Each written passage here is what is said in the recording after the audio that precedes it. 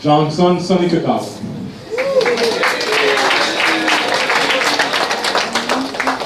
Being cheered on by his lower court legends, teammates.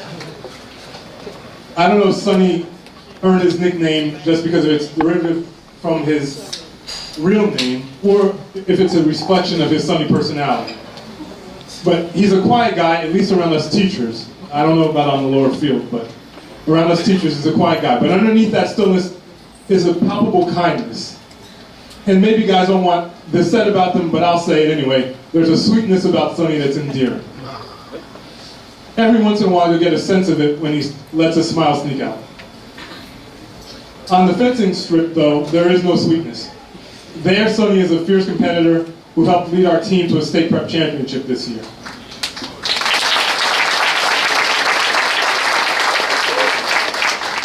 I hear the same tenacity is often displayed on the lower court during the lower court Legends game.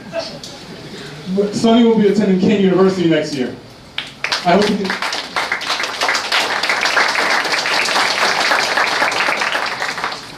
hope he can bring the same tenaciousness he has shown in fencing to his academics there. I know he has the academic ability and interest. The great college essay he wrote proved that to me. Let's make it happen next year, Sonny.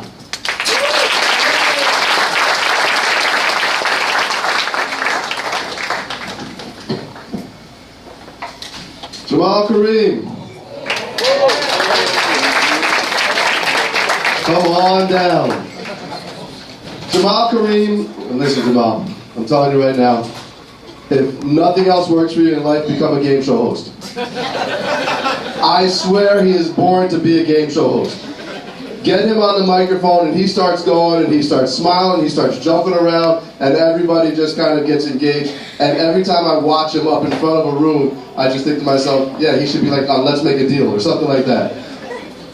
Jamal has had a very up and down experience here at St. Benedict's. Another guy that probably had fights with Father Ed at least once every other week, if not every week. But Jamal also found ways to display his leadership when in different ways. First of all, we have the 8 senior leaders this year, you know, the senior group leaders, section leaders, the freshman leader, all like that.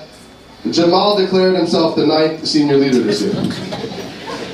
And he chose to put himself in the middle of things when decisions were being made. He chose to put himself there. That didn't always meet with everybody's pleasure, but he did that. But here's what really stood out to me. Jamal accepted an invitation from me a couple years ago to attend a camp in the summer called Lead for Diversity, which is designed to help students understand more about bridging gaps between different types of peoples. So Jamal went to that. It really stood out to him. Since that time, Jamal has become a significant leader in a group that we call Real Men. You can still see some of the signs around the room. And trying to get people to understand some of the issues that go on with different people. He successfully organized, over the last 2 years, Black History Month celebrations in the evening with St. Vincent's Academy, and they were well attended. He was one of the guys that put together the Martin Luther King celebration this year and last year. He's been involved in a lot of different aspects of things that have been trying to get people to come together in different ways. So I'm proud of him. Like I said, if all else fails, start applying to game shows. Jamal's going to Rutgers, New Brunswick. Next year, we're going to miss him.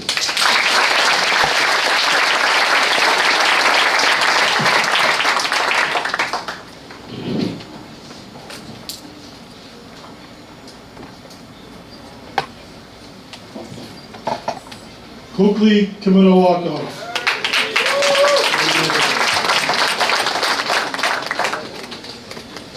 Kukli is a special young man with a very big heart.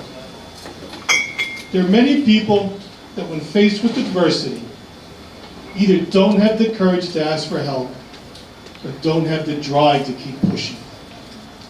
Kukli's not one of those people. As a matter of fact, if you didn't know Kukli's story, you wouldn't know that anything was wrong. Kukli can grind. He participated in Drama Guild and worked hard academically despite extremely difficult situation in his life. I'm proud that he allowed many of us to walk with him in this journey, which I know isn't easy. And I want him to know tonight that we'll always be there for you. Kluge will attend Rutgers in Oregon in the fall. Congratulations.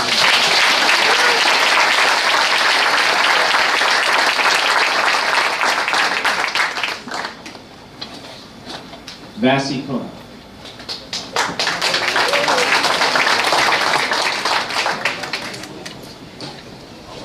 My first memory of Vasi is out on the trail.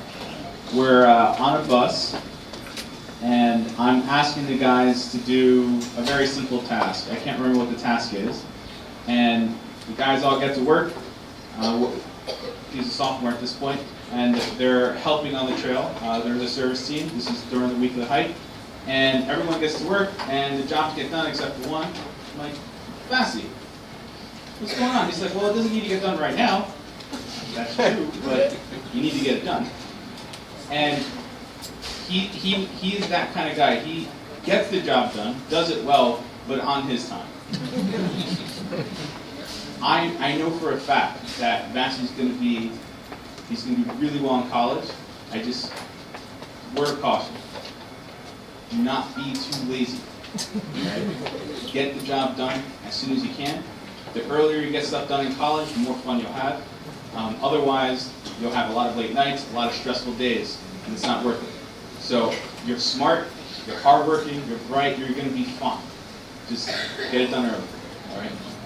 It was a pleasure getting to know you. I'll miss you next year. Let's go to Keith Johnson Woods.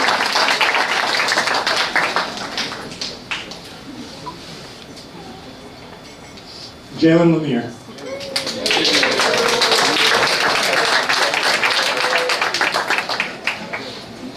Jalen is a young man who takes everything to heart.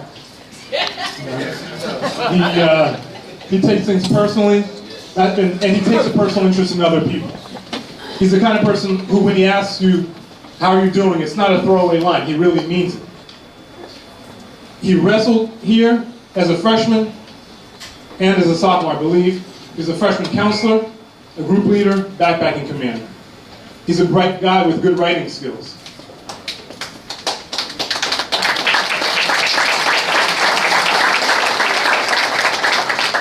Unfortunately, I don't think we saw as much of Jalen's light this year as we should have. He flew under the radar more than usual this year. I'm not sure why, depriving us of his talent and good nature. He'll continue his education at Seton Hall University, where I hope he will not allow disappointments to stifle all the good that he has in him. Go out there, Jalen. Give it your all, and don't let disappointments knock you down.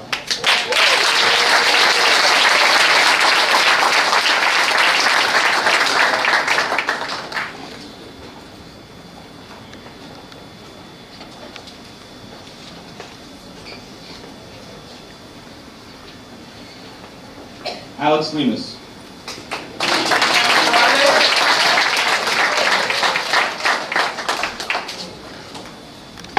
So I got to know Alex really well this year in physics class. I had him my first semester. First semester was an interesting time. It was my first time teaching physics. So they were helping me learn how to teach a course, and while they were learning physics. But Alex also had a really difficult first semester here at St. Benedict. A first semester senior year this year. He had a really difficult time. His first eval, I think, said F or D. It was a horrible grade. Horrible grade. And I wrote in the eval, I said, look, he's missing a lot of assignments. I think he's going to bounce back from this pretty well. And lo and behold, he ends up with an A- in the class. He's that kind of guy.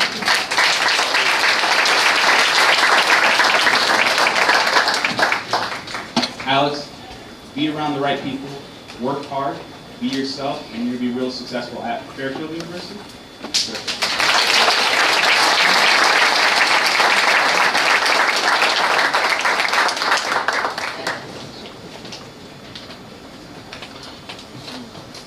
Ernst Lozen.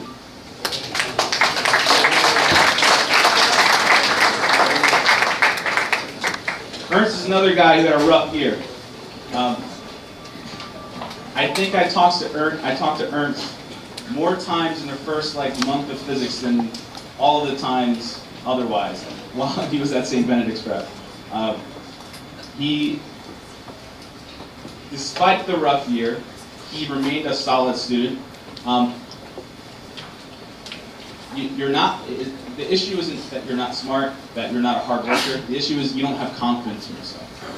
That's literally your biggest problem. And I think once you start believing in what you can do, and staying positive, you're gonna be fine wherever you end up. Ernst is off to Montclair State University.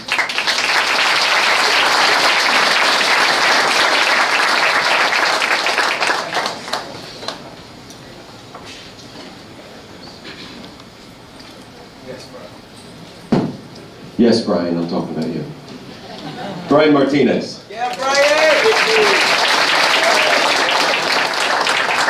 Brian and I are in group together, and he's been harassing me all week, trying to figure out if I was the one talking about him. But that's nothing new, because he's been harassing me all year. Due to a change in responsibilities I had this year, I was working with the elementary school, and group is something I haven't been to much this year. And I had to hear it from him. If it was once a day, it was 7 times a day. When you come in a group, you come in a group, you come in a group. 2 words that come to mind when talking about Brian. One is personality, which was evident when he walks down the hall. It was certainly evident in group. He has a great smile and a very personable attitude, regardless of what's going on. And the other is dedication. And you got to see the dedication every day after school, when he was, a couple of years ago, just the guy sweeping the cafeteria, or when he was this guy making sure that everybody else was doing their job, as he worked with Mr. Rodriguez and the rest of the guys in 520. It's through his personality and his dedication that he became a leader in his own way in this class, and did a fine job with 520, and a fine job with his academics, which is why next year he'll be studying at Lehigh University.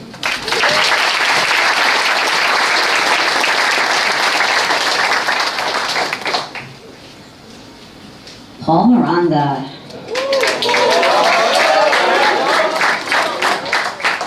So while Paul's coming up, I have to make a full disclosure here. This kid grew on me like a fungus over the past 2 years. He's a reformed, former, super annoying freshman with like all the cheesy lines and all that kind of stuff. I'm not saying he's any less cheesy now, but when Paul's around, fun and games tend to follow. He's got a whole set of dance videos that are super fun that we got to watch. Faculty have seen them all. I've enjoyed listening to his financial disagreements with Mikey Guerre. I hope that whatever that is settled. And of course, sometimes it's more fun for us than it is for Paul. So I learned a lot of, a few secrets about Paul in the past couple of years. I learned that he's a really dedicated and loyal person. He works for 520 Corp as well. And his service is consistent, and he shows up for work every day, and I don't mean shows up, he's physically there. He's doing his job, he's doing it to his best, he's pushing Devin to do his job, which I know is a huge, huge lift. So I've always admired your patience there. I also learned that he doesn't hide his fears. He was very open about a fear that he had while we were up at the trail a couple weeks ago. Paul was sleeping in a tent outside of the cabin we were staying at in Muncie, and it was a chilly night, and Paul chose to freeze in the tent all night instead of walk the 15 feet to the cabin because, it was dark out. I also learned that he's very fast with a response when he gets challenged, and he's usually pretty incisive and confident about what he has to say, which is a good voice that will help in college. And I learned that underneath everything, he often thinks of others before himself. He does not want to be the cause of somebody else's pain. And he deeply considers how he treats others when the situation does get serious, when it's not the fun situations. He thinks of others before he thinks of himself. I'm really excited that you get to attend your dream school, and you're going to Stevens next year.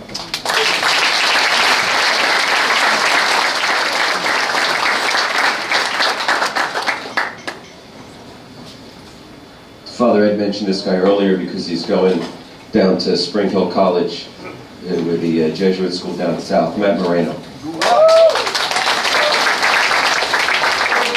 Now what I wonder as Matt walks towards me is if Matt actually finished the trail. Matt walked with me when he was a freshman, except he missed a day or two, I forget which it was. And for the next 3 years, he finally finished it a couple months ago. He would come to my office over here at the CAP and he'd go, "Oh, when can I work? See me today after school." 3 days later, I was really busy. I forgot I had soccer practice that day. His love for soccer is what most people know him for. He has a great personality, and even though it took him a while, he did finish what he needed to do for the trail and his commitment to that, and we wish him well down at Spring Hill.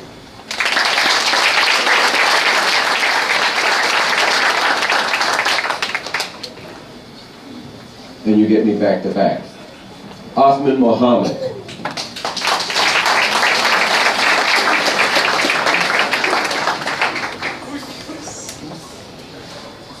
Earlier I spoke of Nikes, who is so quiet. Othman is the opposite. You can find him everywhere because I think he's involved in everything.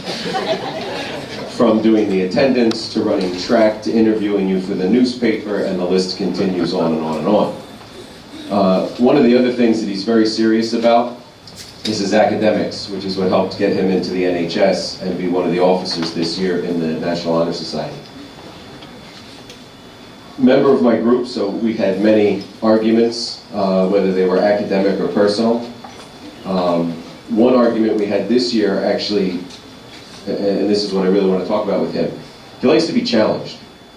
And that was one of our arguments this year about whether he should be challenged or not with a class. He chose to take a religion class. Mr. Adebato said before, nobody likes taking religion classes. He chose to take a religion class as an elective with Mrs. Elias to be challenged. And has now produced a paper that I haven't seen it yet because Mrs. Elias told me it's some polishing, but a very good paper that he's put together. And it's that determination and that challenge that gets him to Northwestern University for next year.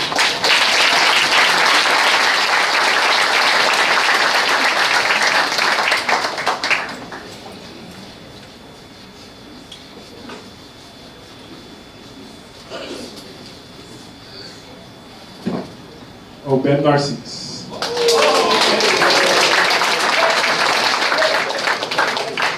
What can you say about Obed?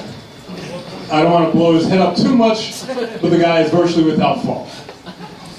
His academic record is impeccable. His work habits are outstanding. His manners and graciousness are unbelievable. His kindness towards others and willingness to help those who struggle academically is unmatched. His devotion to his church and God are genuine. And as a Haitian myself, I can say that Obed is what all Haitian parents dream of in a son. But what I also admire about Obed, much like I do in one of his buddies, Rich Araujo, is the ability to remain a kid throughout it all. The ability to still find time to laugh and goof off and keep things in perspective. All of Obed's efforts as a student, group leader, president of the National Honor Society, and overall good citizen have earned him acceptance to Amherst College.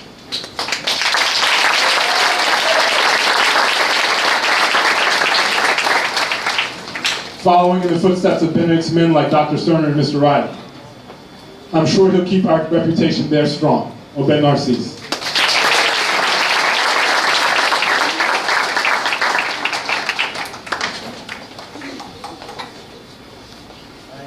I get to speak about Jeffrey Ofori Jongfo. And I might be one of the few who can actually say that. Jeff transferred to St. Benedict's as a UD2, and it's unfortunate because we really would have wanted you to be here for 4 years. It almost seems like you have been. And he's been a very good contributor to the cross-country team and also to the track team indoors and outdoor track team. His contribution, particularly to my memory, is that Jeff likes to question things. During a routine lesson in chemistry, he quickly found another way to be able to do what I was trying to teach. We recently attended a Careers in Medicine program out in Summit, and during that program, with these very, very distinguished doctors showing him how to do certain things that related to surgery, he actually had I wouldn't call it audacity, but actually that drive to actually question why is it done that way, as opposed to done in what he saw was a a more direct way. You should continue doing that. And you did that during the time that you were here, and it'll take you far. Take you very, very far. And you'll be attending my alma mater, Rutgers North, and you'll do very well over there. Continue your question.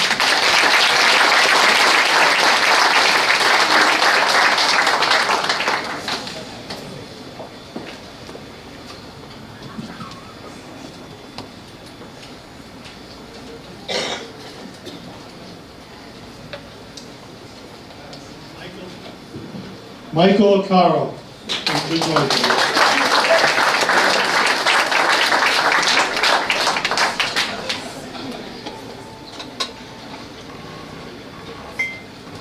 Mike wasn't always the fine, articulate, and sophisticated man you see here tonight. As a matter of fact, there were a few times that Mike almost self-destructed. Michael made a decision to work on himself, go into the velvet robe, and work on the one thing that he could control, which was himself. As a result, Michael has grown to not only be a leader here in the school, but he's also an All-American wrestler. I'm proud of Michael. Yeah, give him a hand. You worked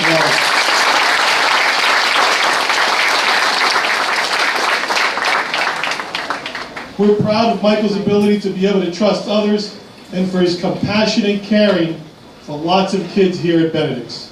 Michael will be attending Middlesex County College in the fall.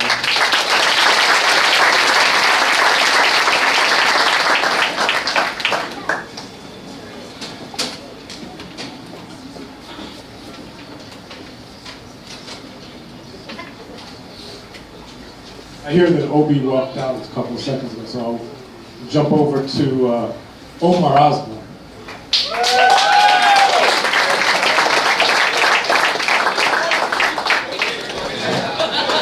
Obi missed his turn, so I'll get back to him. Omar probably remembers the first real personal interaction we had up about one floor up. I was serving pizza to people taking the SAT prep class, and the slice went missing. I think Omar took it. Omar, come on, tell me, did you take it or not? Come on, you out. I'm playing. Come on now. But we've come a long way since then. It's been a pleasure working with Omar this year. Every morning I get a kick out of looking over at Frank Hill and seeing Omar with his arms around Matt, Adonis, Obi, and Jonathan in convocation. Sometimes he gets Manu to sing, I think. Is that possible? But every day he helps make Frank Hill one of the loudest voices at convocation in song and in prayer. So thank you for that. He's a guy who quietly makes friends with everyone from all walks of life in this class. He hasn't had a prominent role in many activities here, but he's involved in a lot of things outside of school. He's involved in a lot of things here, not necessarily in a leadership capacity, but involved in a lot of things here and outside of school. Other than his UD 1 year where he slipped a little bit, he's been a very solid student, and that has earned him admission to LaSalle University while he will be studying in the fall. Good luck, everyone.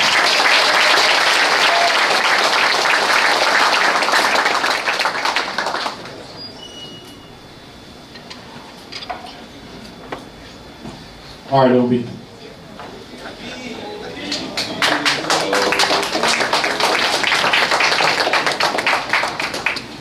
That's Chibuzu Onioke, to be in full, Obi. I have the honor of introducing another lower court legend. Obi is a former Seton Hall guy who joined us after his freshman year there, but he quickly has become a member of this family. He's got a great open personality. Again, another Frank Hill or Peters, which one?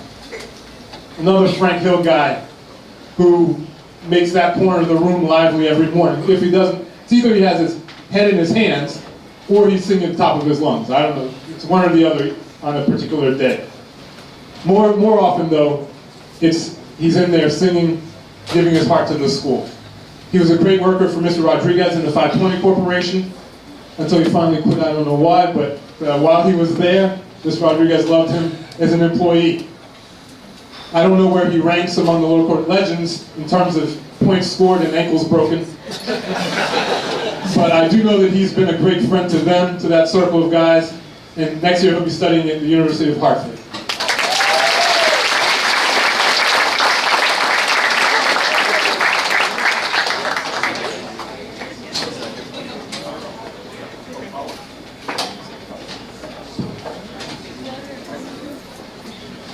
So I've won the lottery.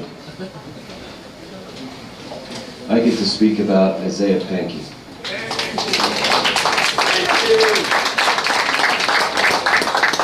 Now, I don't know who's more nervous about what's going to be said, Isaiah or his mother. But I've talked to his mother enough over the 4 years that I think our relationship's strong enough, so you should be concerned. When the evening started, I was concerned because his mother was sitting at the table all by herself. I thought maybe he stood his mother up for the dinner, but then I realized he was probably valeting cars out front.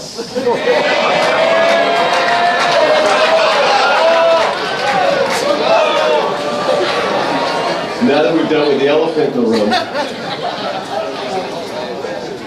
Isaiah has gotten this far despite himself. Every time he gets an opportunity, he finds a way to foul it up somehow, and then figure out how to dig himself out of it, and each time break his mother's heart.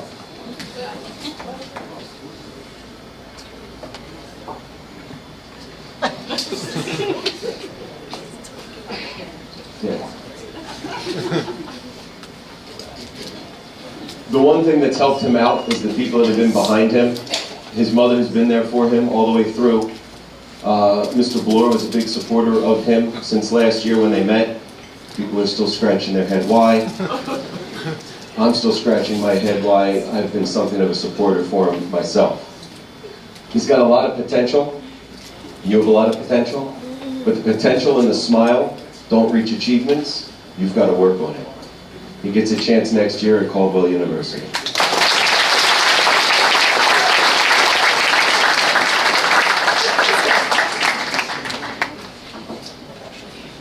So Father Ed has Alexis, and Cass is Andrew, and God has seen fit to give me Jefferson Pereira.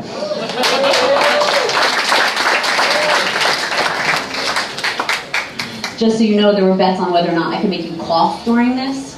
So I'm going to do my best. Tickle. So, and I'm also going to read this so I get it right. So Jeff was voted teacher's pet in the yearbook, and I think I'm to blame for that one. However, in my defense, that's how it is when you meet your intellectual equal, who just happens to be 20-something years younger than you. And then you also find out that he's your son from another mother. So everybody knows Jeff is smart, and I could stand here and throw superlatives at you all day about that. But I want everybody else to know something else about a contribution you've made here. So one of the jobs, frankly, one of the most important goals I have to achieve every year as Dean of Faculty is to maximize our funding through our state grants. And it's essential to our operation. We can't get the textbooks and the technology we need without it. So Jeff has coordinated the forms for each student.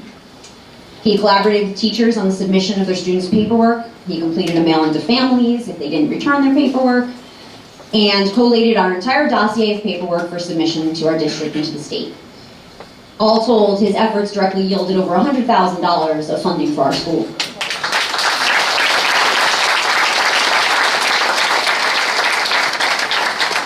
It says volumes about him that he willingly took on a pretty big job like that and successfully completed the responsibility. Jefferson and I share a disconcerting number of the same quirks, like obsessive organization, extreme bluntness. We both love science passionately, and are frankly both big nerds. He keeps me in my place by mercilessly making fun of the words that I use, and if I say something stupid, I'll hear about it for weeks. But when you are able to live and work with someone so like yourself, it makes you feel a little less alone in the world, and I thank you for that. Watching you open your acceptance letter to Harvard was one of the proudest moments of my life. I look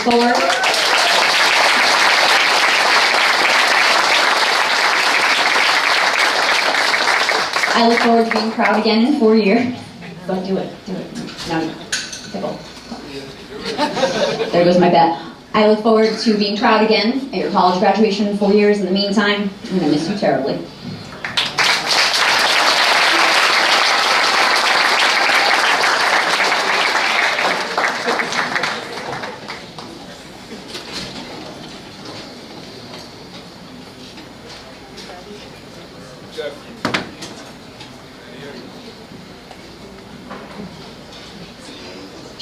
Jefferson, stay out of the CrossFit gym at Harvard, will you?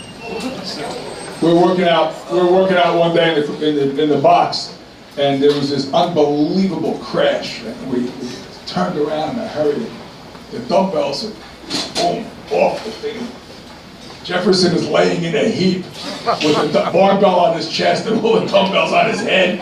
So I don't know whether that did damage, so watch out at Harvard, but stay out of the CrossFit box, whatever you do, don't go there. You're gonna hurt somebody. Matt Pineda.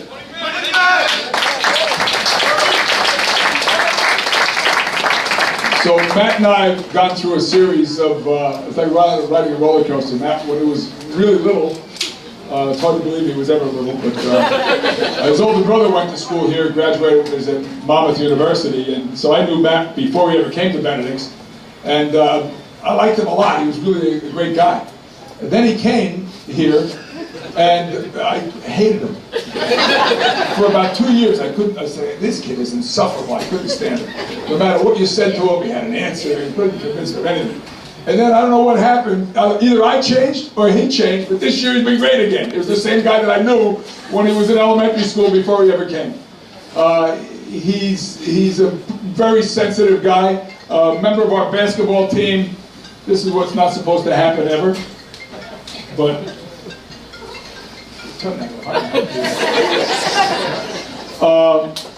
and he's basketball is important to him. He's like Nico Black on a nationally ranked team. He played when Coach Taylor needed somebody that could be a spot-up shooter. He didn't play a lot. He was at practice every single day, has worked like a dog to get in the position that he's in, to build his body to what it is. And he's going to Lancaster Bible College. I'm grateful for his faith, and he's a good example to us. So, I hope I don't go through the same cycle. I hope I like him again next year when he comes back to visit. Matt Pineda.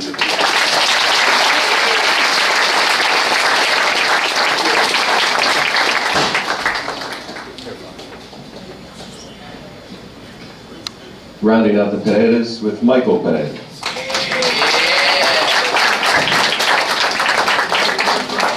Michael Pineda is a member of my group also. We're in Father Philip Hoover. He is an academic leader in the group. He is an academic leader in the school. Relentless perseverance is the phrase that comes to mind when thinking of him, whether it's his work or whether he's interviewing you for the Benedict News. A huge contributor to the Benedict News, one of the editors this year, making sure that it continues to pump out news and make Father Ed happy.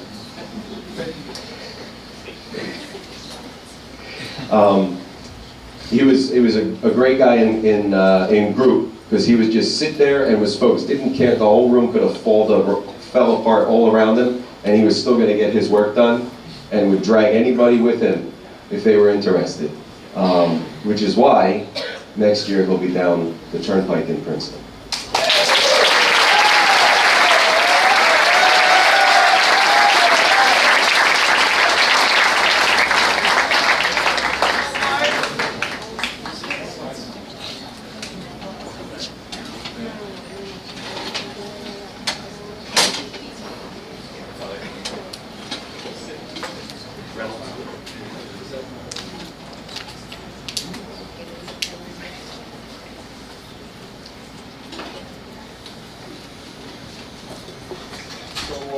Nobody, who keeps turning the mic?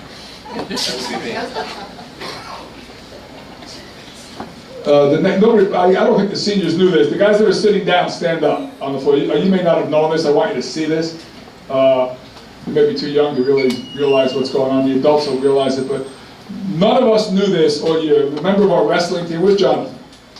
Jonathan Reynolds, a member of our wrestling team, but we never knew that he was a double as a Black Liberace. Look at him. Look at that. Come on.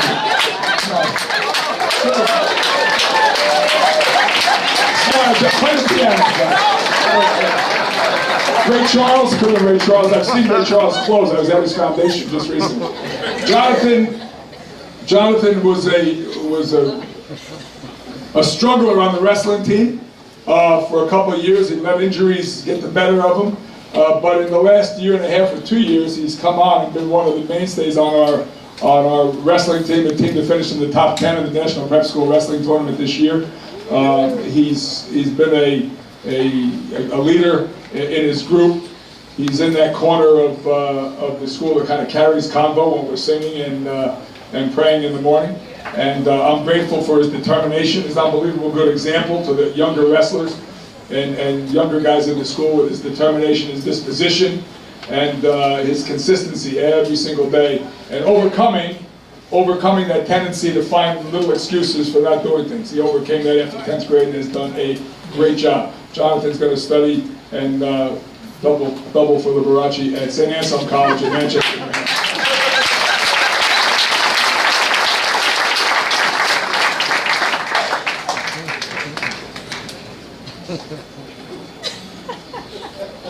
Aiden, put down the video game. Come on up. Aiden Rogers.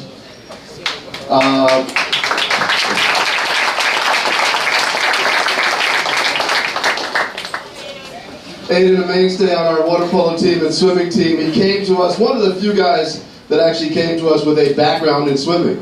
Many of the kids that we get on the team come to us not having ever participated formally in swimming. Aiden came to us as a fairly accomplished swimmer, having been on several teams for years.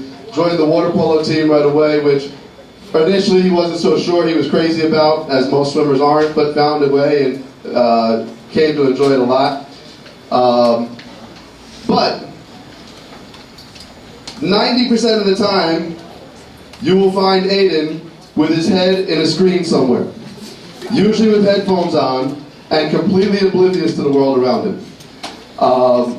The good news for him is he's making it work for him, as he found a university, Full Sail University in Florida, which actually has a major which specializes in gaming. So he is actually going to school for his passion, which is an interesting thing to be able to say when his passion is video games. But Aiden and I have had this love-hate relationship for 4 years, far more love than hate, but he's a royal pain in my neck on a daily basis.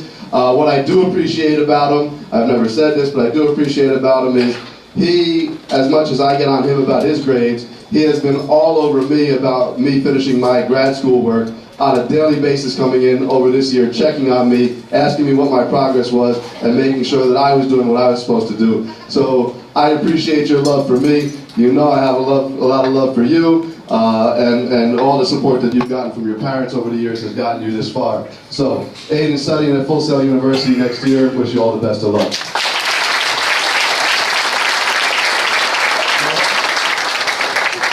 No more here? No more Rodriguez?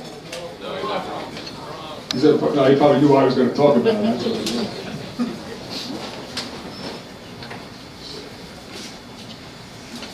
Juan Rosa.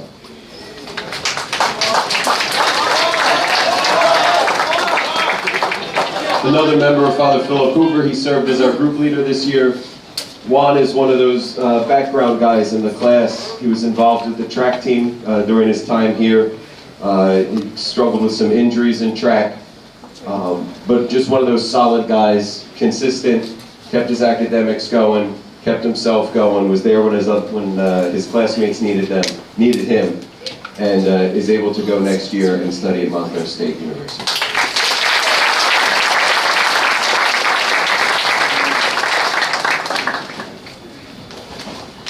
I'm going to call up Miguel Santander.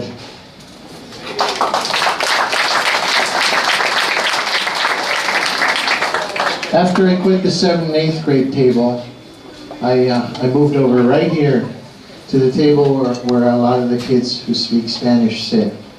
And it's been a great journey to be with Miguel and the rest of that community. who've been so kind to try to improve my skills in Spanish too.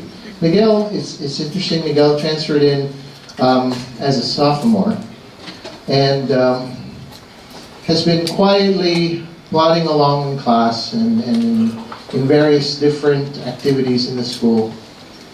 And as you can tell, he's a very, very quiet guy. So I have some advice for you as you move on to college. It's important that you have to bring yourself a little bit more forward. You've done that here in the comfort of this environment, but as you move on to college, it'll become a little bit more difficult unless you put more effort into doing that. And you can tell how far you've been able to get by becoming more forward here. So try to keep doing that as you attend. It's going to be attending Essex Community College in the fall. Good luck to you guys.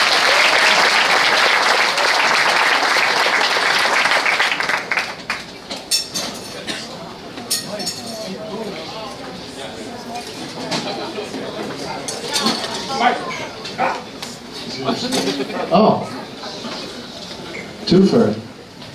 I get to speak about Adonis, Scotland, too.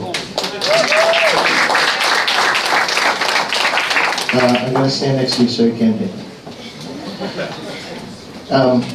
I love to bring analogies, not just here, but to the class, too. We learned a lot from Coach John Valerio in his ability to tell kids that what he teaches them on the track, on the field, translates into your work, not just in the classroom, but in life. And you and I, have learned a lot from the very esteemed coach, Coach Jimmy Wandling. And it's about presence. A lot of the times, Adonis is physically present, but that's about it. Unless he's in the presence of Coach Jimmy Wandling. And so you have to bring that, because you won't have Jimmy Wandling next year. If all you're bringing is your physical body, and this is not there, you're not going to go very far. There's a reason why Coach Wandling makes every single kid stand. It's not just the kids who are actually on the pitch. If you look at the other soccer teams, all their kids are literally on the bench if they're not playing. Our kids are not. And you have to take that to heart as you move on. You can't just be sitting around. Stand up and be physically and mentally present as you move on to Rutgers Newark once again, my alma mater. Good luck to you guys.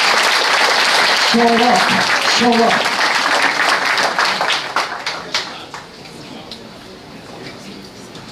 Introducing Justin Sierra.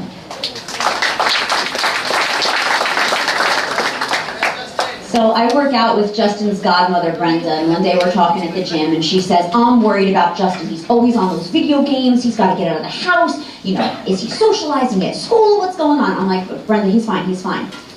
And Justin hangs out in my office, so in the course of talking, he's telling me about his side hustle. And I said, man, that's what the video games are doing. But I didn't tell your godmother. So Justin's been playing for a fee. Some people hire him to play to get them to a higher level on their games, and they pay him to get them there. Right? It's pretty good. So I said, man, that's leveraging your passion, your talent, just like Aiden with his games. Justin is a really positive guy and curious. He's enthusiastic and involved in class. Doesn't quit a job until it's done, and done well. And you've got this consistent focus in the classroom so that at the end of the term, when everybody else is flipping out that their stuff isn't done, you just sail on through because you've done everything up till then, and you finish strongly. And every time I've had that experience with you. So I mentioned Justin hangs out in my office, and he's a really lively presence. He always has great stories that he's picked up on his travels throughout the day to tell, like what happened in group that day, or he saw freshmen being foolish in the hallway, so there's a great storytelling quality that you have. And what you guys should all know about Justin is he's got this resilience and this perseverance in his life through all things, through your challenges, your medical challenges, and any other challenges you experience, you bounce right back up. and you show up and you don't quit, and it's just not in your vocabulary. So because he never allows challenges to get the better of him, that's why I know you are going to do so well at Monmouth University next year.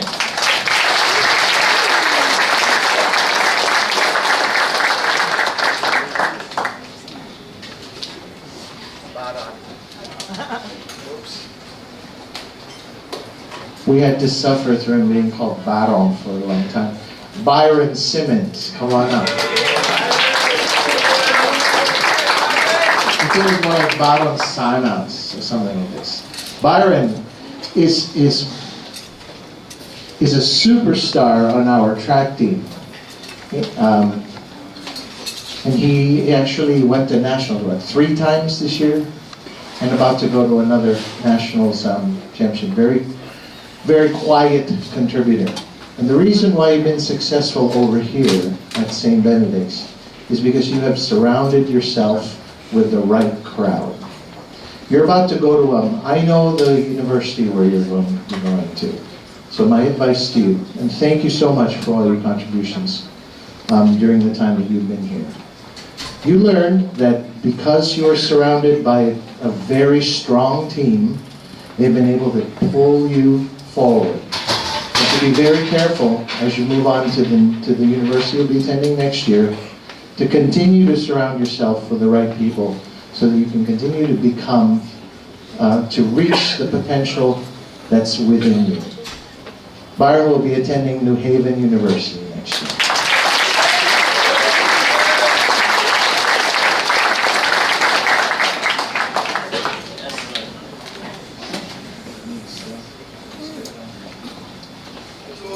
Toy Smith.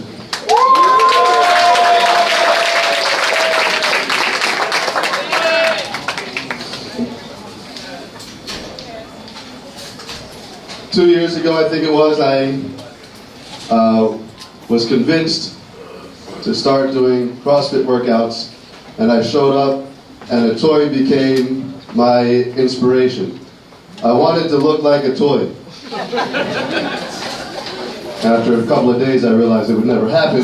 But a toy was always there working out, getting himself in shape for wrestling season. And every time I showed up, a toy was the first one. Come on, Cash, you can do it. Push yourself, you got it, everything else. And even when wrestling season came around, a toy would still come back to me frequently and go, "Did you go to work out this morning? How you doing? How's it going?"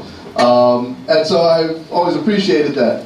But the toys had this kind of quiet, steady presence in the class over the years. And that's not to say the same type of quiet that we've heard about Nakis or others, but a toy's the kind of quiet where he doesn't draw a whole lot of attention to himself. He just gets things done consistently, day after day. He works hard, and he can be a friend to anybody and everybody. I don't think I've ever seen a toy get mad. He always has a smile on his face, and he's been a big help to me. He was a big help on the trail, both as an adjutant to me and as a commander, an important part, a captain on the wrestling team, and just overall a great guy. We're going to miss you next year when you go to the University of Delaware. Wish you all the best of luck. It's very cool.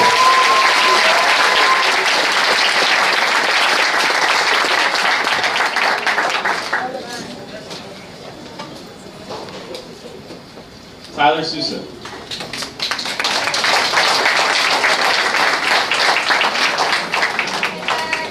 Tyler is another one of those guys that came from Bermuda.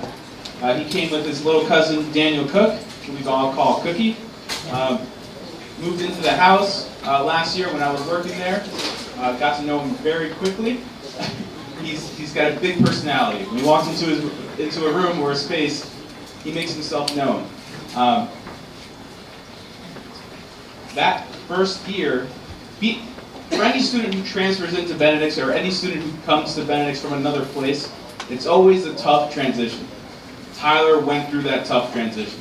All right, the real test is how you pull yourself out of it. And in that first year, Tyler went from having horrible grades, having a horrible time at the school, to having pretty damn good grades and getting along just fine. Tyler's got a lot of growing up to do still, but I know for a fact that when he goes to Oxford Brookes University out in England, he's going to do great.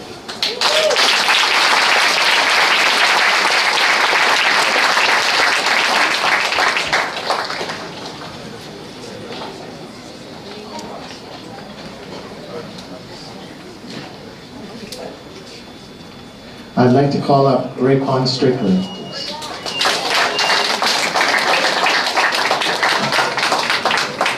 Hurry up here, bud. There we go.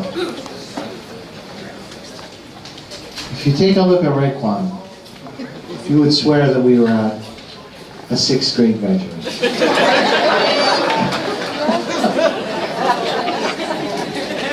I get to take pictures of every single freshman during the first week of overnight so that they can have an ID.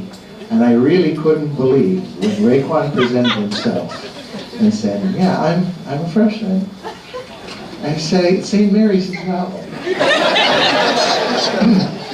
I talk about your size because, and in researching what I'm about to, because I could say all things about him. Oh, you did great in class, etc., etc. And he did. He did very well in the classes he's had with me. But in researching what Raekwon's contribution is here at the school, I remember a fight that is forever captured on video. I was taking B-roll for a documentary for the school, and we thought we had this really awesome view of kids being dismissed from convocation. And next thing you know, there's this giant wave of kids falling all over the place off of Gray Section, and Paul Miranda and Raekwon Strickland are at it, falling all over the bleachers. Soon to be on those screens right there. That's why they're black right now. At any rate, Raekwon, with his size, it's interesting about momentum, right? Mass times velocity is your momentum. Well, how does Raekwon's mass compare to, for instance, Jean's mass? Raekwon wrestled at the 120 level when he was supposed to be wrestling 106. And Jonathan explained how incredibly difficult that is, because some of those kids that he wrestled to qualify for nationals had been cutting from 140 pounds. This 106-pound guy was wrestling a 140-pound competitor. You gotta take that same force that you knocked him off that bleacher. Or was it the other way around? You gotta take that same force and take it with you when you get to college, and you'll go so far. The same way that shot put goes from Jean's hand, you can go far too. Because if you are fast, doesn't matter what your mass is, right? Good luck to you. You'll be attending Ramapo College. That's right, you're wearing it today. Congratulations, John. Good luck.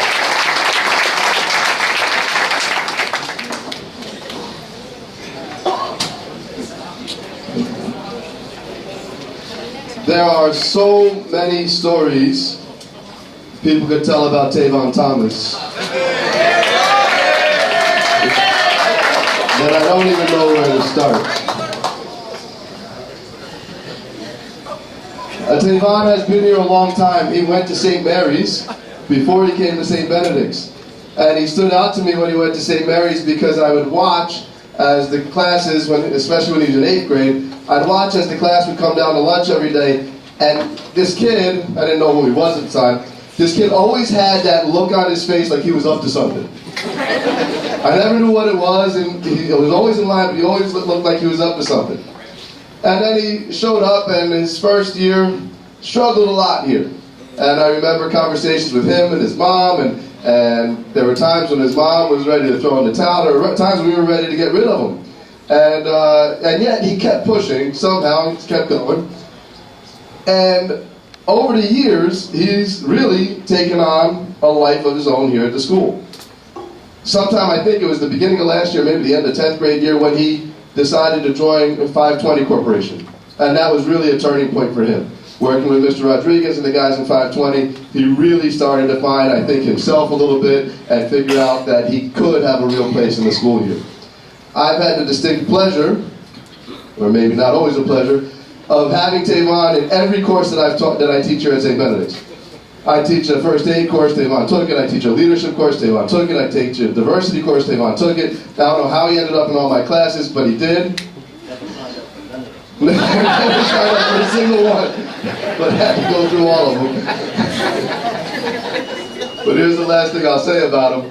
At the beginning of my diversity class, I put some quotes up on the wall, and I have kids go walk around and say what they think, and write on a board what they think about each quote. And it's kind of a silent conversation, so they respond to other kids. And Tavon, being Tavon, not knowing how profound he actually was being, writes on the board underneath one of the quotes, "I don't know what I don't know." Now he thought he was being funny. What he didn't know was that was the exact title of the next day's lesson. Is that my course is about learning what we don't even know that we don't know. And so Tavon was actually setting us up perfectly for what was coming next in the course, and he had no idea he was doing it. But that's what he is. He's very bright. He just hasn't realized how bright he is and how to put all that into action. And I know it's coming. I've told you this 1,000 times. His mom came in later that week when we had parents' night, and she looked at the thing, and they don't have to write their names next to it. So he says, I don't know what I don't know. It says it on the board.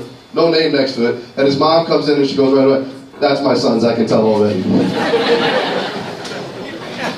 Tavon has decided to not go to college next year, but instead he already has plans to go to work. I respect that decision in him. I think it's probably a wise decision for you right now, and I'm hoping you're going to come back and visit us a lot. Tavon's definitely one of my favorite guys.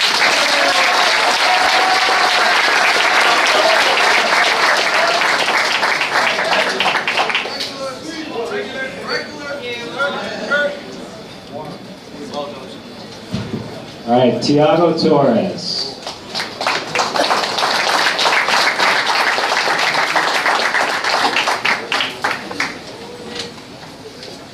All right, so Tiago's another one who I've had the pleasure of working with in our group, Father Eugene Schwartz.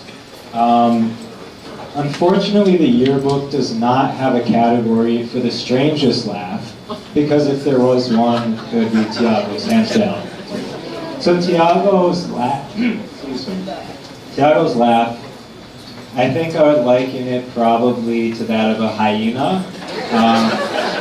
Not only the people in my group can attest to that, but people 3 doors down can, because that's how loud it is. But no, in all seriousness, as much as sometimes that laugh can be quite annoying, I see it as a sign of Tiago's huge sense of humor. Anyone in our group, whenever you walk in, you see a huge group of kids crowded around him laughing. He's always the center of some joke, always starting a good time. And this is something that's going to be useful in his next few years at Drew University. That's a big university.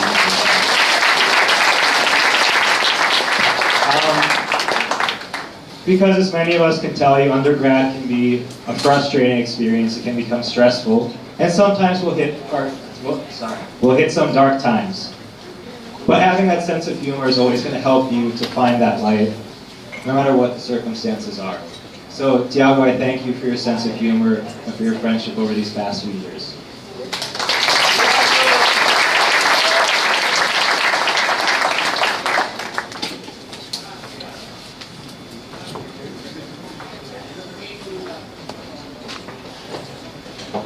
Nick Valentine.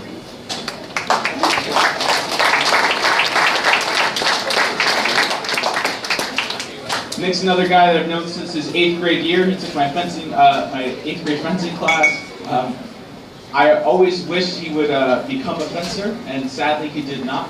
And he stayed away from the fencing team for a few years, but this year he ended up being our fencing manager. And like I said earlier, last year didn't go so well with our fencing managing, and this year Nick brought it all together.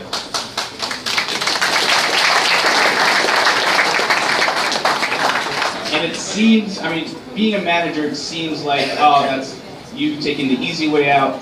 we worked Nick pretty hard this year, and he helped. He was almost like an assistant coach, because when he got his job done, whether it was attendance and cleaning out equipment and taking care of stuff, he would then come with us to watch the guys run stairs, and he would run up the stairs and make sure guys were doing what they were supposed to do. He would participate in some of the workouts with the guys. He would encourage them. He cheered them on. He was an integral part of the team. And Nick is an incredibly bright guy who hasn't reached his full potential yet.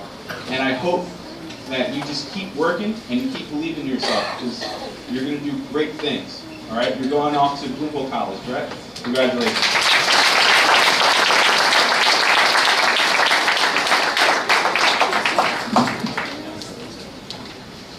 Isaiah Whitaker.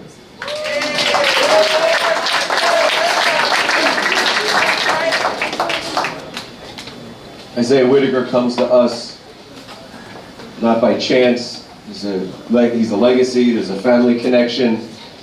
He has good grades, National Honor Society, solid guy in the class, all these great things we could talk about. Here's the interesting part about Isaiah.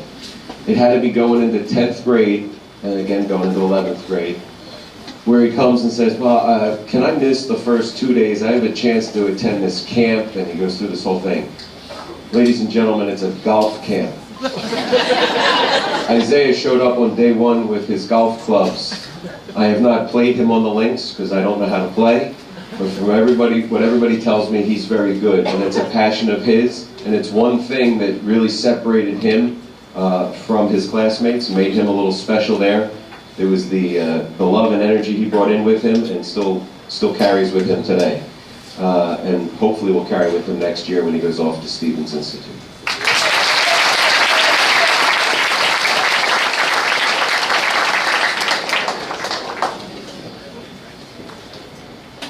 So, I know you all don't have lists in front of you, but for anybody that's trying to figure out how many could they possibly have left, there are 2 left. And I have the pleasure of talking about the last 2, and the interesting part is there are 2 very, very prominent guys in the class and in the school. First one being Dalen Woody, our senior group leader.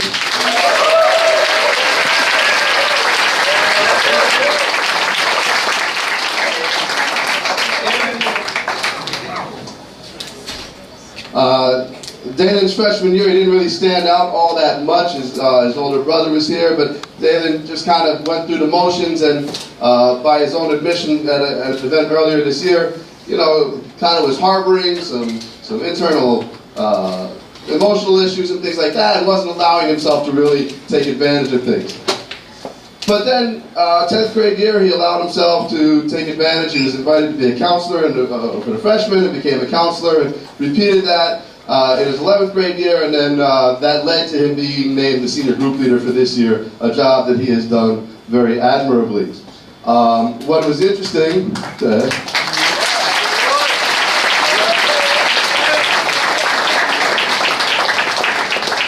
for those that may not know what a senior group leader is or does, he's responsible for making sure that the school works every single day. And whenever things need to get done, and especially when things aren't getting done correctly, the first guy that people go to and the guy that gets yelled at the most is Dalen. And he's graciously accepted that. Early in the year I was concerned, as were a few others, and he met with a lot of us about it, that he wasn't being vocal enough and wasn't being clear enough. And in fact, he was invited to speak at a couple of events and meetings. And the first couple of meetings he went to, his responses were kind of like, yes, no, maybe. And it's like, okay, Dana, we need more out of you. You need to speak. And so then he was invited to speak at a very high-powered summit in New York City in late October, I guess it was. And when I say this is a high-powered summit, I mean that people pay $5,000 a ticket to get into this summit. Okay, and Dalen was invited to be on a panel about education in America. This was held, I think there's some pictures still on our website of it. This was held at the Hyatt, I think, in New York City, and I accompanied him, and we get to the Hyatt, and we walk in, and they had the check-in table for speakers. And so we walk in, and or they had a regular check-in table. Said, no, you got to go over there for speakers. And so we go over, and they say, oh, and Mr. Woody, yes, and here's your thing. And he has a tag, nice tag, you know, Concordia Summit, David Woody, speaker. And I said, okay, where do I go? And they said, oh, okay, here's your badge. My badge had no name on it. It said, speakers staff. I said, all right, I see my place. It just got better because after he did such a great job of speaking, and they were all. And when I want to tell you who's in this meeting, right? One of the heads of the Bill and Melinda Gates Foundation was part of it. The head of Princess Hall Publishing was part of it. The assistant secretary of education was part of it. This was not a know-nothing group. You know what I mean? He was part of it, and they were also impressed. So the conversation was over. It was time to leave. We were walking down the stairs. I thought we were going to catch the subway back to New Jersey. And as I'm headed to the door, he goes, oh no, we're going up to the bar. They invited me up to for the conversation. I said, you can't even drink. Yeah, they said I don't have to drink, but I should come up anyway. So then we sat down, and as the speaker's staff, it took me 15 minutes before anybody spoke to me, but they were talking to him the whole time. David has been a great senior group leader. I'm really proud of the man that you've become, and I'm really glad that you've trusted in me and so many others here. I wish you all the best of luck going out to St. John's University in Minnesota, where I know he'll continue to be a strong leader.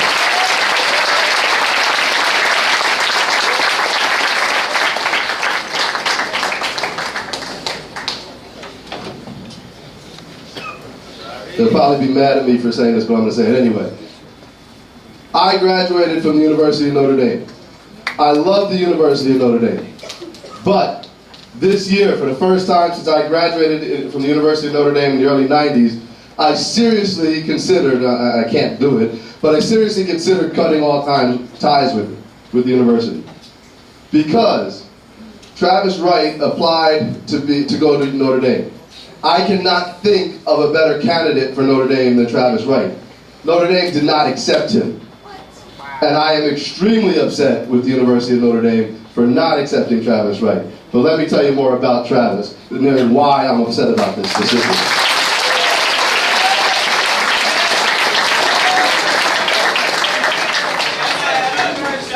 If there is anything that you need to figure out, go find Travis. Anything. On a daily basis, when schedules had to be changed, on a daily basis when we had to figure out how we were going to move the whole school someplace, or when we had to figure out how this was going to get cleaned up, anything. David, right? Where's David? This is the guy, right? It was find Travis. Travis will organize it. If you ever watch Travis in a meeting, Travis was the guy. All right, guys, here's what we're going to do. No, wait, you're going to do this, and you're going to do this, and here's how it's going to work. He's everywhere and got his fingers on everything, and when he does, it works. I always say it doesn't work, everything's his fault, but it works. Travis has been a leader on the crew team for all 4 years. He's been a leader on the fencing team. He is part of all kinds of activities here at the school. He is a friend to everybody. Another guy that you rarely see get angry. He would get a little mad at Gray Section from time to time in convocation, but you rarely see him get angry. He's smiling most of the time. He's a very bright student, excellent grades, very upset with Notre Dame for not taking him. Travis, really proud of everything that you've done. Thank you for your time here, and we're going to miss you as you head out to Rutgers University in the next year.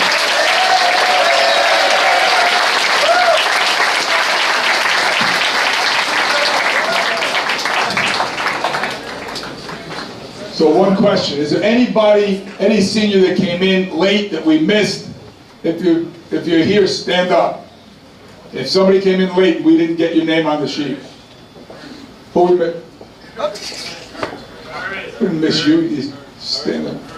Listen, so Cass found out what I've known about Notre Dame for years. They're fakers. They've always been fakers. They're still fakers. Believe me, we got to get on our knees to beg to get somebody into Notre Dame. We get them into Harvard, we get them into Princeton, you can't get them into Notre Dame. They're fakers. Don't let anybody tell you different. They're fakers.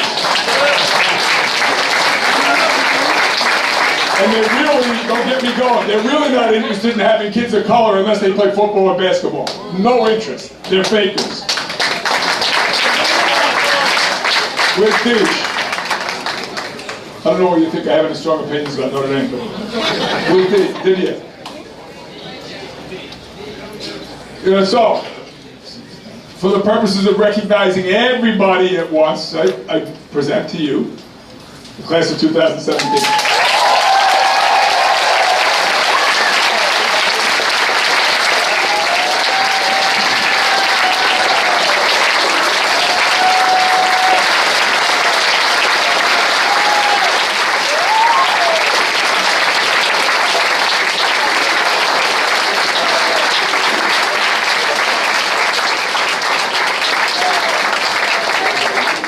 So, guys, you can sit, and then what we'd like to do, parents, if you guys sit down quietly, then we have some individual awards for performance in the class that we'd like to do at this point. Nominations for the award to a selection committee of faculty members, not including the headmaster or president. The committee selects the winner from this group and passes its recommendation on to the president. And to introduce past recipients of the award, I'd like to call up Mr. Thornton, Mr. Paul Thornton, class of 1963, who himself is a past recipient of the presidential award.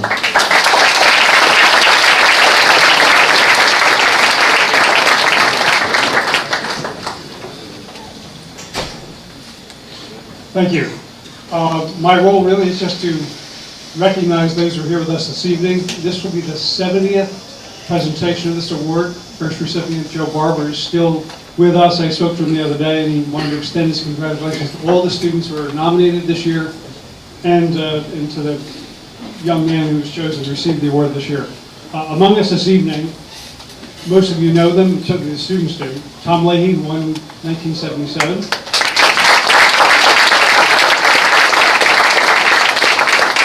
Glenn Cassidy was the recipient in 1990. Craig White in 2004. Richard Molina, class of 2006. Elliot McFarland, the class of 2012. And the only one who's not a colleague here, is with us tonight, is Najee Omari, class of 2014.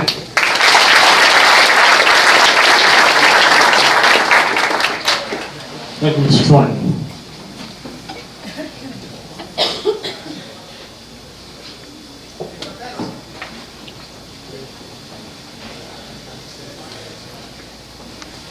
All right, the following seniors have been nominated by the faculty to be considered for the Presidential Award.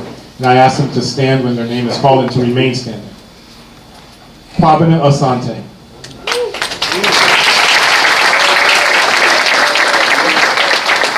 Pabina Asante, GPA of 3.73, freshman counselor, assistant group leader, group games commissioner, headed to NJIT.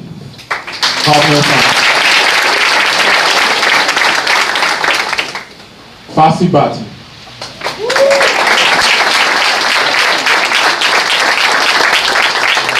GPA of 3.53, lead actor of the Drama Guild, leader of the Interfaith Campus Ministry, booth crew, group leader of Father Valerian, headed to Rutgers, Newark.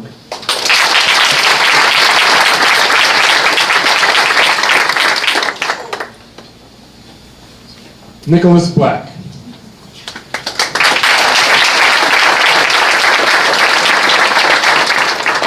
.87 GPA. Captain of varsity soccer team, member of National Honor Society and admissions team, group leader of Father Thomas, headed to Fairfield University.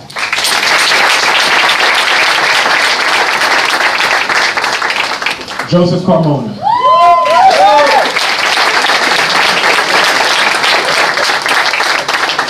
GPA of 3.78. Leader of admissions team, member of National Honor Society, leading our blood drive this year, backpacking commander, overnight counselor, manager of varsity soccer team, Group leader Father Eugene, and headed to the U.S. Naval Academy.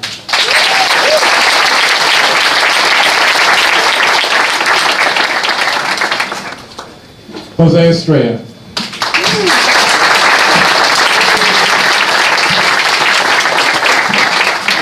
.335 GPA. Lower division leader. Backpacking commander. Freshman counselor. Member of the National Honor Society and member of the National English Honor Society. Varsity crew for 4 years. Headed to Boston College.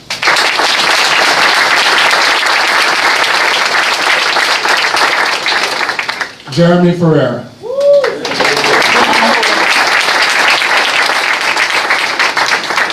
.37 GPA. Varsity fencer for 4 years. Co-captain who helped the Epic team win 3 state championships. Backpacking commander. Headed to Drew University.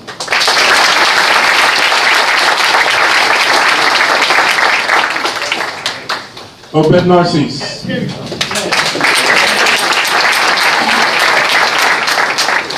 .99 GPA. President of National Honor Society. Member of National English Honor Society. Group leader for Prof Blood. Editor of the Benedict News. Member of Middle States Planning Team. Headed to Amherst.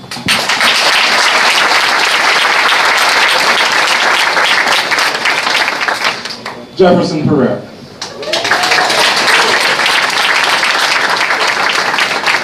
.93 GPA. Varsity crew for 3 years. Unofficial assistant dean of faculty. Past president of the National Honor Society. Vice president for service for the National English Honor Society. Headed to Harvard University.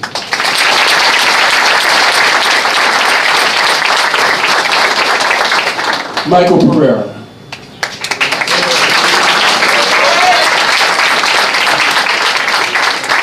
.95 GPA. Member of the Benedict News for all 4 years. Currently editor-in-chief of the Benedict News. Member of the National Honor Society.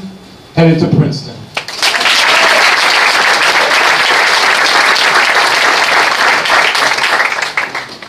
Dalen Woody.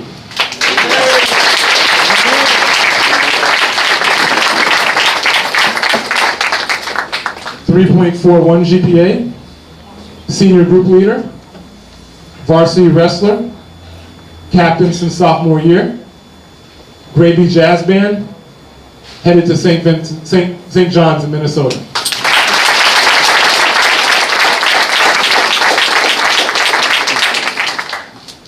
Travis Wright.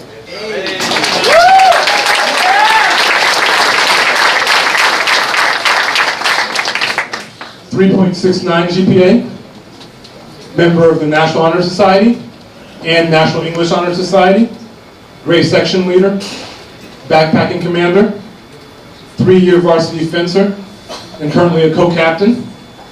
4-year varsity crew and co-captain. Headed to Rutgers, New Brunswick.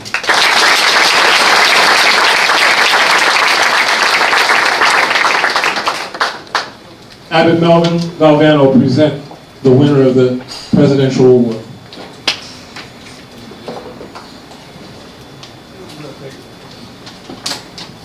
I'm going to take this mic back to the Abbott.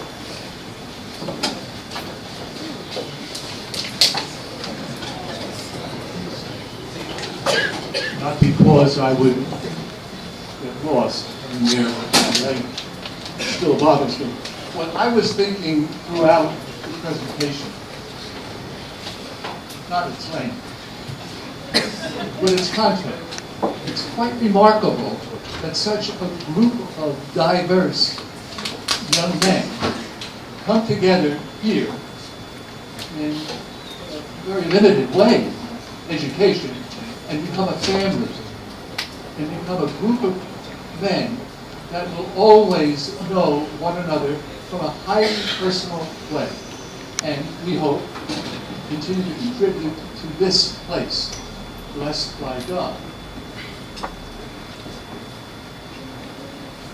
We're privileged to have met adult men and women, staff and teachers who change lives. And it was literally a pleasure to listen to you and rejoice who you are for the world now. Be sure you do for others what has been done for you in your own personal, public or private ways. The recipient of the St. Benedict's Medal this year is Travis Gray.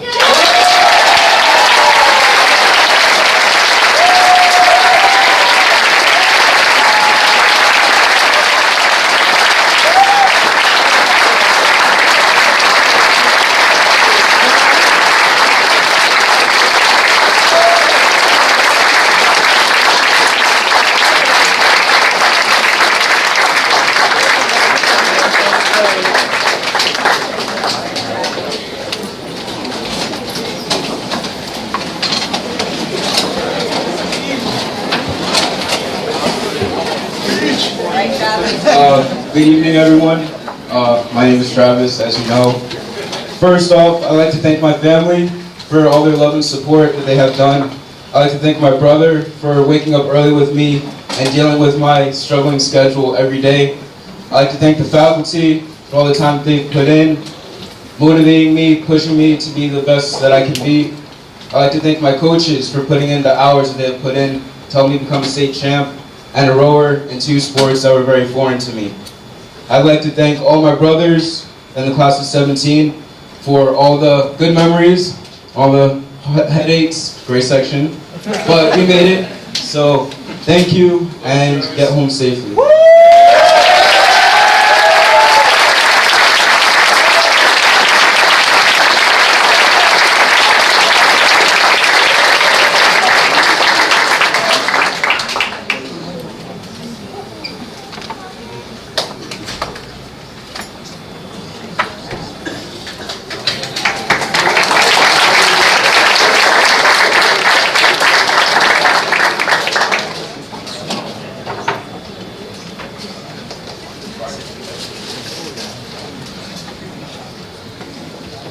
Is Brother Simon here? Yes. Ah, Brother Simon. I knew you would let us down, Brother Simon.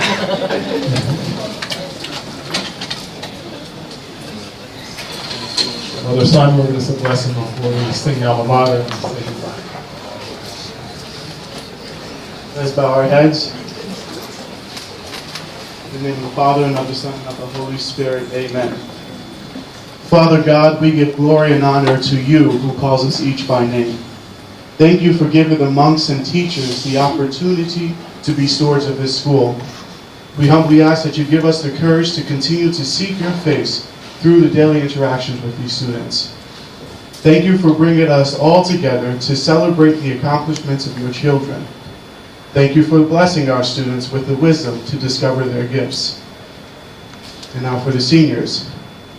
May God grant you the wisdom to know the difference between your wants and your needs.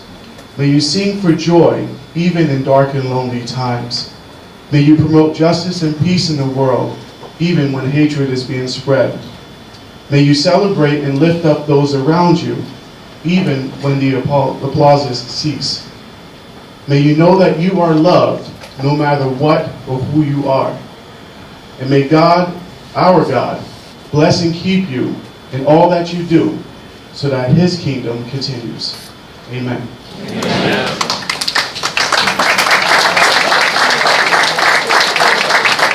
Before we sing, the seniors lead us in the Alma Mater. I want to thank everybody. I hope you thought it was worth it. It's a little long, but I think it's worth doing it for these guys.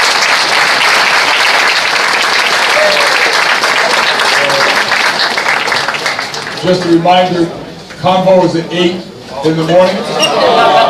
Everybody's not getting pushed back. Everybody's got to be there.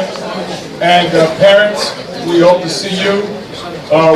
Some people have asked about tickets for graduation. The kids will get those tomorrow. They'll bring them home. And you're welcome. I hope we see you all at graduation on Sunday afternoon. Okay. Father Albert's here. Here comes Father Albert. I'd also like to thank, I don't know if it was clear, but people won't maybe wonder, why was Miss Torto in the picture? Miss Torto, for those people who don't know it, who are parents, is the Dean of the Faculty. So everything that goes on here from an academic point of view, and some others, things are all because she drives that agenda. So Michelle is the brains of the operation.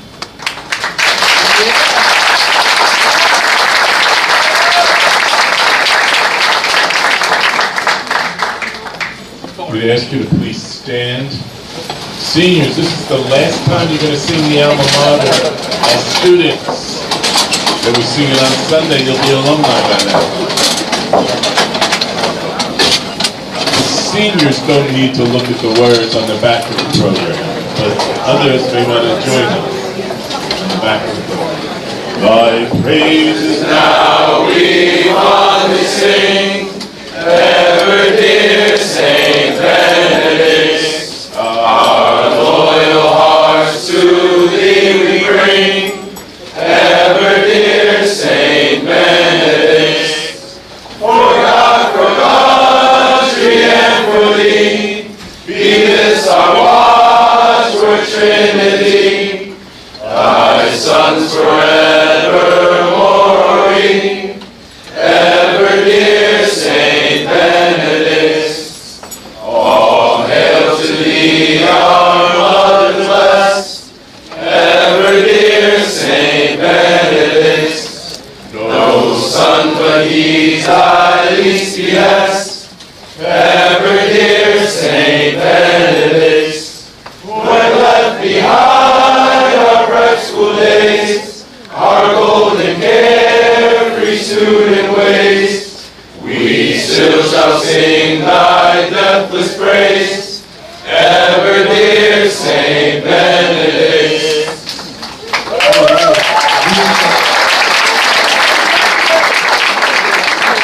Thank you everyone for coming. Wish you a good night, safe travels home.